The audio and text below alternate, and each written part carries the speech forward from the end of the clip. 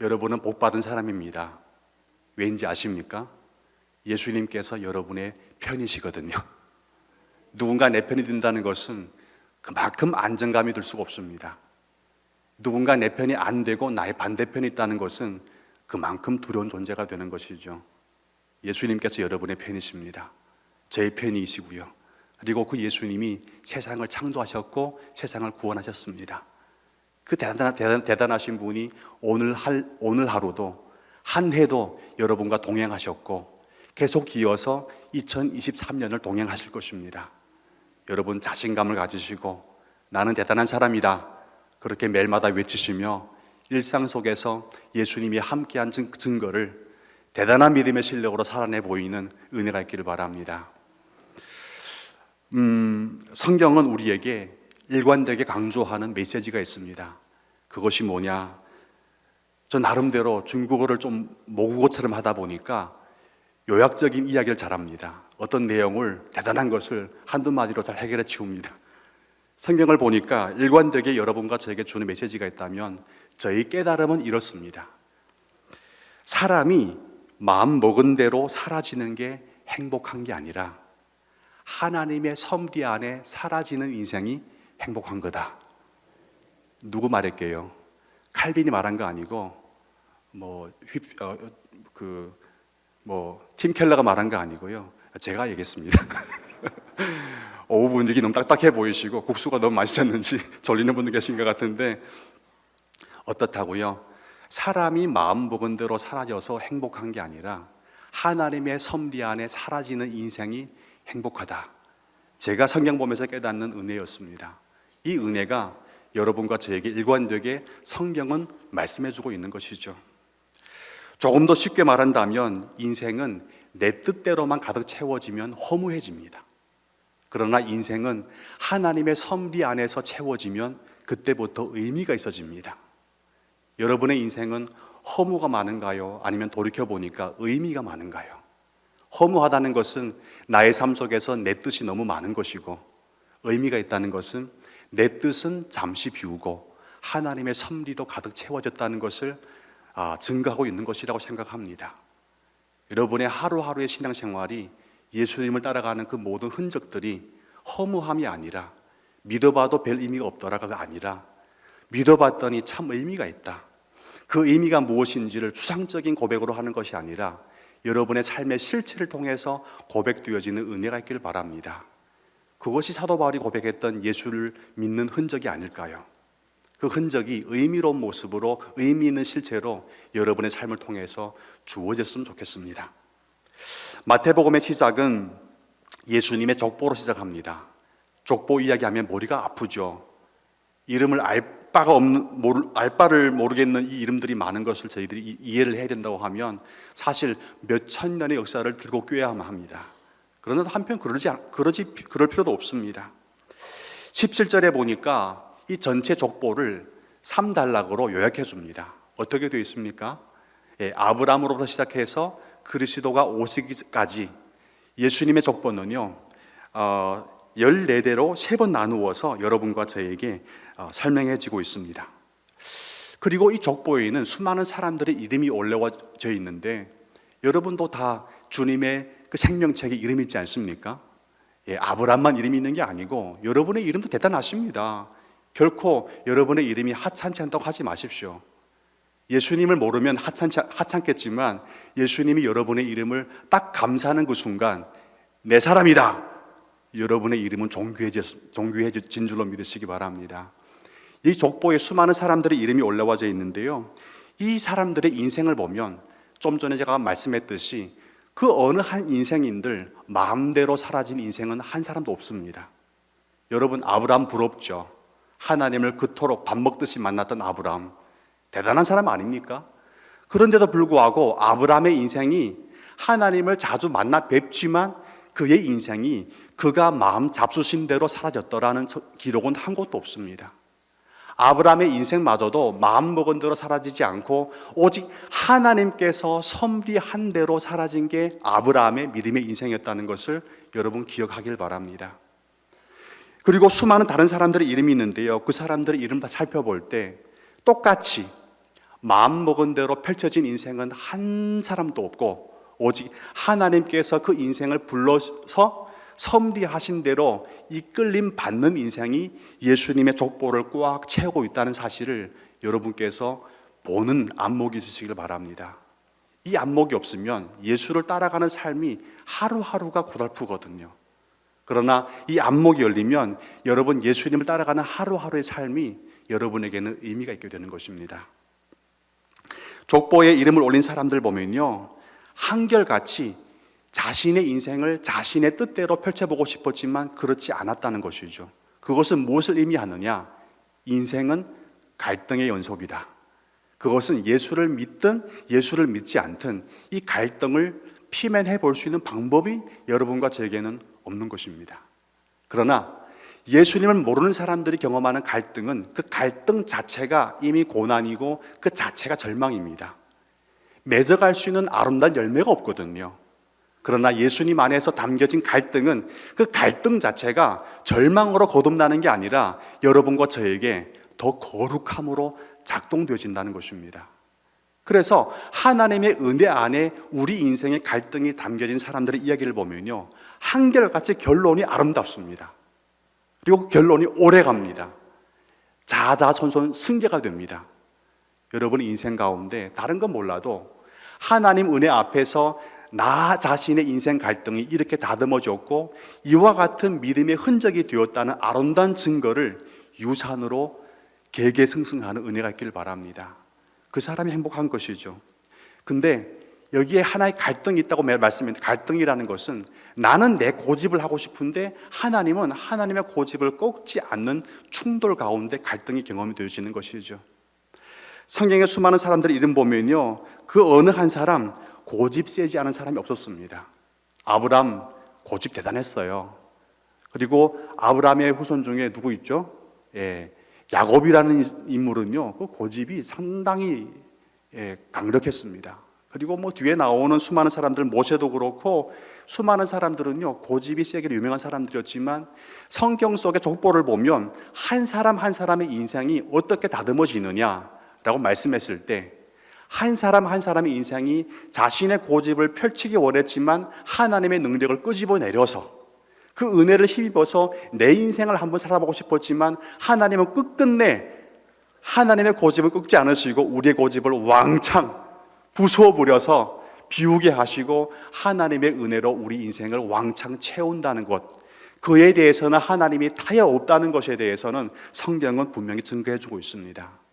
여러분, 인생 잘 살아가는 방법, 특별히 예수님 믿으면서 믿음의 삶을 잘 살아가는 방법은 오직 하나입니다. 하루빨리 하나님께서 품으신 고집은 훨씬 강력하다는 사실을 기억하시고 여러분 인생 가운데 나의 아집과 나의 자신감과 나의 모든 판단을 하루빨리 비워내기를 바랍니다. 비워내고 주님의 섭리와 그분의 부르신 뜻을 더욱더 확실하게 챙겨가는 것이 여러분과 저의 하루하루의 삶이 의미 있는 것이고 여러분과 저의 하루하루의 인생이 믿음 안에서 행복해지는 비결이라는 것이죠. 이 말씀을 예수님의 족보를 통해서 여러분과 저에게는 전달되어지는 하나의 중요한 메시지일 수가 있습니다. 그런 의미에서 여러분과 함께 그렇다면 어떻게 해야 예수님을 좀 잘 믿고 살 것인가에 대해서 평범하지만 평범치 않는 이 주제를 한번 잠시 나눠보고자 합니다. 마태복음은 하나님께서 자신의 뜻을 위해서 1000만 동안 기다리시고 인내하시며 끝끝내 그 뜻을 성취한 이야기를 담아내고 있습니다. 그 이야기가 좀 전에 읽었던 예수님을 잉태한 사건이라고 볼 수가 있겠습니다. 18절부터 21절까지 보면요, 드디어 하나님의 약속이 성취되었다라고 박수를 탁 치는 순간이 옵니다. 근데 그 약속이 얼마까지 기다려진 약속이라고요? 수천 년, 수만 년, 셀 수 없는 세월 속에서 우리 인류가 하나님의 은혜 앞에 갈망했고 갈구했던 메시아의 도래인 것이죠. 여러분, 저의 인생 시간 속에서 하나님의 뜻이 성취 안 된다고 낙심하지 마십시오. 여러분의 인생 자체가 이미 있습니다. 물론 내가 원했던 그 계획은 성취되지 않을지라도 하나님께서 여러분의 인생 삶과 그 시간의 약속을 통해서 반드시 성취하시는 하나님의 뜻이 있습니다.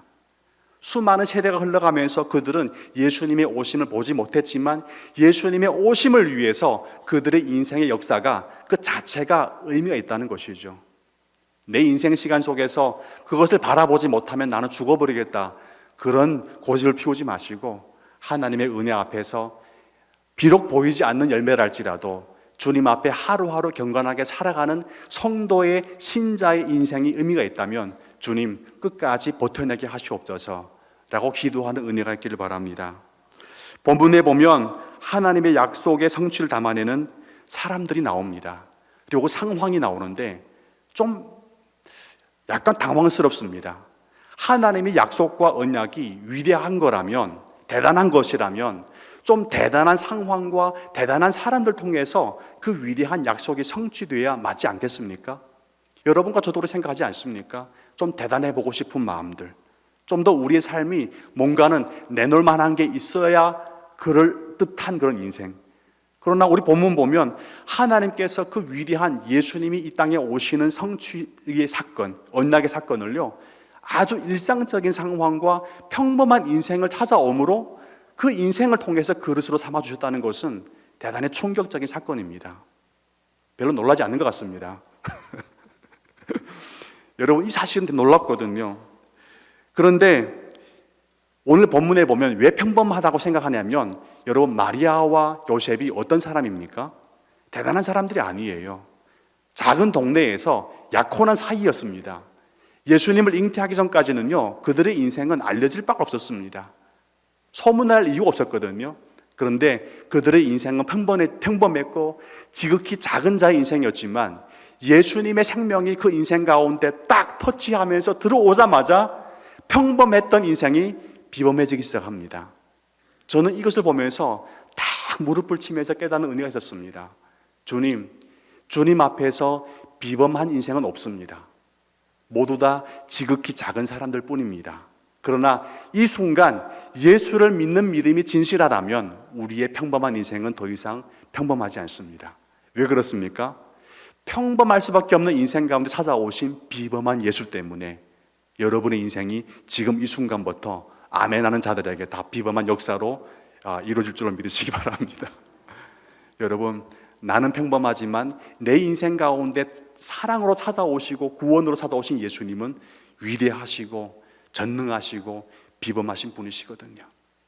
마리아와 요셉은 너무나 지극히 작은 자들이었지만 이들의 인생이 갑자기 유명해지기 시작한 순간이 있었는데 바로 예수님이 그들의 인생 가운데 찾아오는 순간이었다는 것입니다. 여러분, 평범하고 지극히 작은 마리아의 인생을 찾아주신 하나님의 은혜, 그 은혜가 마냥 마리아와 요셉의 이야기일까요? 그렇습니까? 그렇지 않습니다. 저는 이 이야기를 읽으면서 마리아와 요셉이 여러분과 저의 삶이라고 저는 생각되어지거든요. 그렇지 않습니까? 예, 반응을 해보시면 좋겠습니다. 네, 그래야 제가 좀 물도 마시고 이렇게 입도 닦고 할 기회가 있을 텐데 반응 안 해주니까 제가 타이밍을 노리는 게 너무나 힘들었습니다. 마리아와 요셉의 인생 가운데 평범했지만 비범해지도록 찾아오신 예수님이 여러분과 함께 계십니다. 마리아는 임신을 했지만 예수님은 임신이 아니라 여러분의 생명 깊은 곳에 이미 좌정하시고 함께 살아계십니다. 마리아의 인생이 남달리 유별한 게 아니라 여러분의 인생도 남달리 유별난 것이죠. 왜 그렇습니까? 그의 인생이 예수님 때문에 복된 것이라면, 여러분과 저의 생명 속에 예수님이 살아계신 것이 사실이라면 우리는 평범할 수가 없거든요. 우리는 비범한 사람들입니다. 비범하도록 은혜 베푸신 하나님 앞에 여러분 영광과 감사를 올리는 연말을 보내시기를 주님 이름으로 축복을 드립니다. 여러분, 이 일이 어떻게 가능했을까? 왜냐하면 마리아와 요셉은요, 예수님의 그 비범한 생명이 들어오도록 원인을 제공한 적이 없습니다. 이해하시겠죠? 요셉과 마리아는요, 한 생명을 잉태하기 위해서 원인을 제공한 적이 없습니다. 그럼에도 불구하고 예수님의 위대한 생명이 마리아의 몸에 잉태가 되었다는 것은 놀라운 기적입니다. 어떻게 원인을 제공한 적이 없는데 이와 같은 비범한 일들이 발생했을까? 성경에 보니까 오직 그 이유를 하나로 설명합니다. 성령님이 하신 것이다.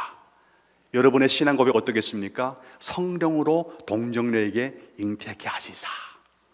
여러분, 우리 인생의 비범함은 여러분이 백날 주여 주여 한다고 되는 게 아니고 성령 하나님이 여러분에게 이 위대한 은혜를 적용시켜 줄 때야만이 가능한 것이죠.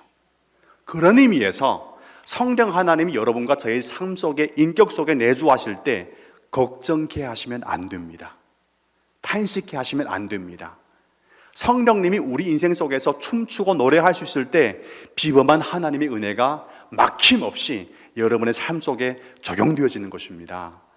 여러분, 성령님의 은혜 안에서 예수님의 생명이 원인을 제공한 적이 없는 마리아의 이 몸속에 잉태가 되었다면 여러분이 비범한 사람으로 부름받게 한 이 현주소도 여러분의 선택이 아니라 온전히 하나님께서 아직 죄인 되었을 때 여러분과 저를 향해 예수님 보내주시고 십자가에 못 박혀 죽게 하시며 그 피와 보혈의 은혜로 구속해 하신 은혜인 줄로 믿으시기 바랍니다.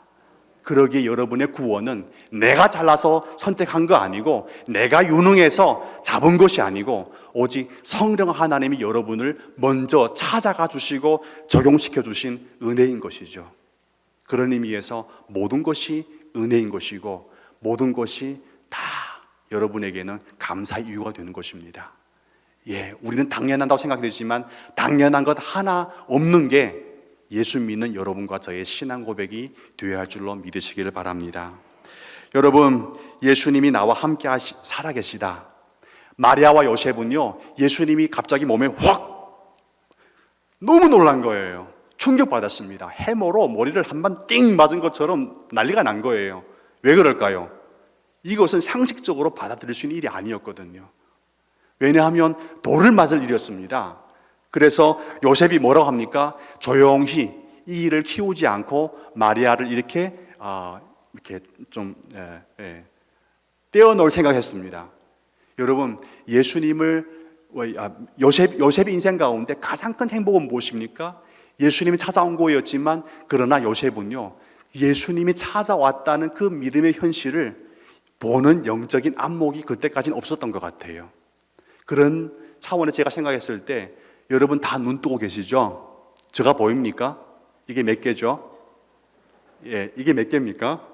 너무 유치했습니까? 죄송합니다. 이 목사님 고별한다고 막 나가는 거 아니야? 그런 거 아니고요. 다 보이시죠? 그러나 여러분의 눈으로 보이는 것이 다 보는 것이 아닙니다. 어찌 보면 본다고 다 깊이 있게 보는 거 아니고 본다고 다 생명을 보아내는 것은 아니거든요. 예수님이 찾아오셨는데 마리아와 요셉에게는 그 예수님을 보는 안목이 없었습니다. 그것이 문제인 것이죠. 여러분과 저희 삶 속에도 예수님 찾아오셨지 않습니까? 그러나 만약 여러분은 예수님 찾아온 것 때문에 행복하신가요? 오늘 하루도 그분이 나와 함께 살아계신 것 때문에 여러분은 자부심을 가지고 그 믿음을 선포하고 계신가요? 요셉을 보니까 그렇지 못한 것 같습니다. 요셉은 당황스러웠습니다. 이 일을 어떻게 해결할지를 몰랐습니다. 그때 역시 성령 하나님께서 당황스러운 요셉 찾아오셔서 설명을 해줍니다. 설득을 해줍니다. 여러분, 믿음의 안목은요, 내가 어떻게 해본다고 열려지는 게 아닌 것 같습니다. 성령 하나님이 여러분에게 설득과 설명을 해줄 때, 그리고 성령 하나님 어떻게 설득합니까? 언약된 말씀을 통해서 설득하고 설명해 주십니다. 그 말씀 속에서 지금 나의 약혼녀의 태중에 임신한 이 아이는 평범한 인생이 아니라 비범한 하나님의 은혜구나 라고 딱 깨닫는 순간 요셉에게는 진정으로 믿음이 생기기 시작한 것이죠. 그 전까지는 예수님이 오고도 예수님과 함께하는, 동행하는, 또 예수님의 생명이 나와 함께한다는 그 자부심을 가지고 믿는 사람답게 살아가는 능력이 없었습니다.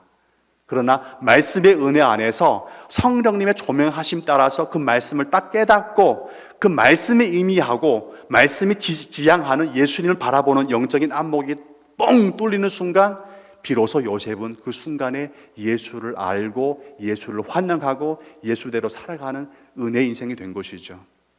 여러분과 저의 인생 속에서 곰곰이 생각해 보면 예수님이 나와 함께 계신다는데 여러분은 과연 그 예수님이 나와 함께 한다는 그 자부심을 가지고 나는 믿는 사람이다!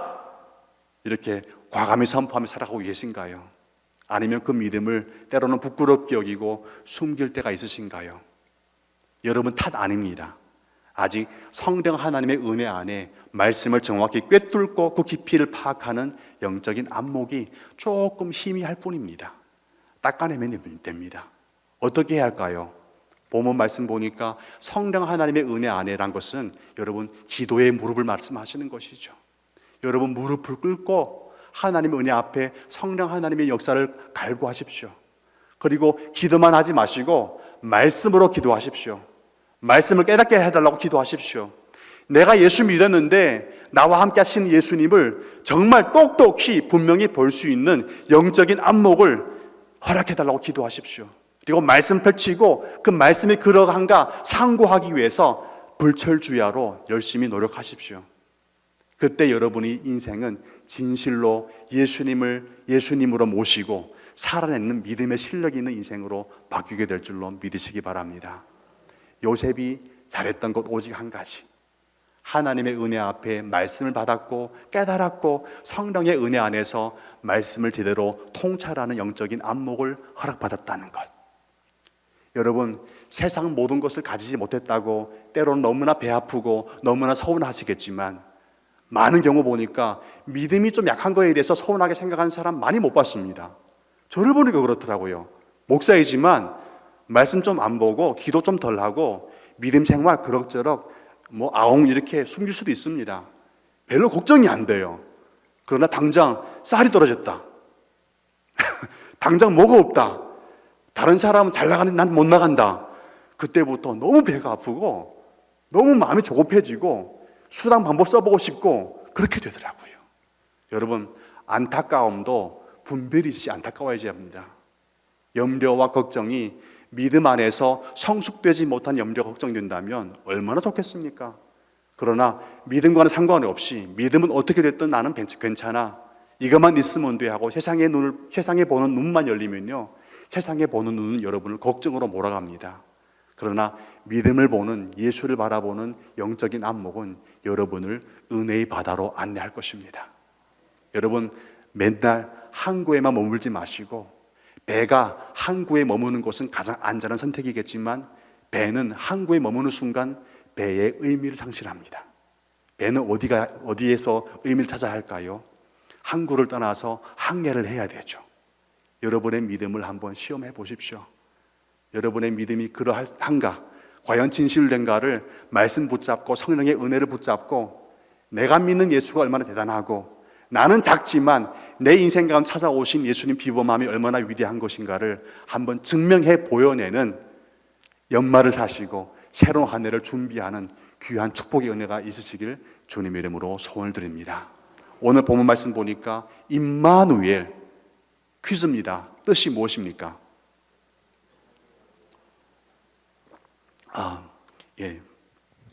눈치가 있으신 분은 물 마시려고 하는구나 그리고 대답해 주시는데 왜 저러지?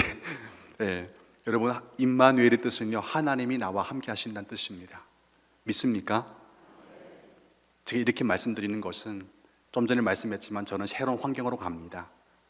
여러 새로운 사람과 사귀어야 되고 새로운 사역 환경을 열어가야만 합니다. 걱정이 많습니다. 염려가 되죠. 그러나 이 말씀을 저는 오늘 붙잡습니다. 제 인생은 작을 수밖에 없습니다. 그러나 제 인생이 비범하다고 믿어지는 것은 예수님이 나와 함께 하는가요?